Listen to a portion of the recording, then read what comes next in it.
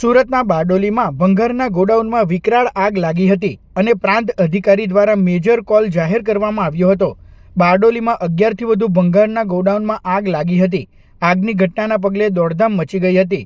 ભીષણ આગની ઘટનાને પ્રાંત અધિકારી દ્વારા મેજર કોલ જાહેર કરવામાં આવ્યો હતો અને ફાયર વિભાગની 15થી વધુ ગાડીઓ ઘટના સ્થળે પહોંચીને આગ પર કાબૂ મેળવવાના પ્રયાસો શરૂ કર્યા હતા।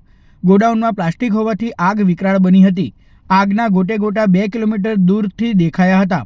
ગોડાઉનમાં રહેલો તમામ માલ બળીને ખાખ થઈ ગયો હતો। પ્લાસ્ટિકનો સામાન વધુ હોવાથી આગ પર કાબૂ મેળવવામાં મુશ્કેલી પડી હતી। પાણીનો મારો ચલાવીને આગને કાબૂમાં લેવાના પ્રયત્નો કરવામાં આવ્યા હતા।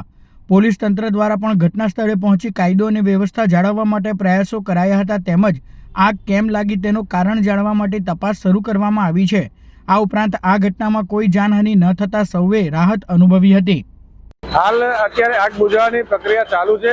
આજ સવારે 2 વાગ્યા 2:30 વાગ્યાની અરસામાં આગ લાગેલી હતી, જેના અનુસંધાને બારડોલીની 4 ગાડીઓ ઘટના સ્થળે હતી। તેમજ આગની જ્વાળાઓની તીવ્રતા જોઈ અમે બારડોલી પોલીસ સ્ટેશનને તેમજ મામલતદાર સાહેબને તેમજ મહેરબાન પ્રાંત સાહેબને પણ અમે સંદેશો આપ્યો હતો, જેની ઘટનાની ગંભીરતા લઈને તેઓ પણ અમે આ સ્થળ પર હાજર હતા અને આસપાસની નગરપાલિકાઓ, મહાનગરપાલિકાઓ, જિલ્લા ફાયર હેડક્વાર્ટરની ગાડીઓ ઘટના સ્થળે બોલાયેલી છે।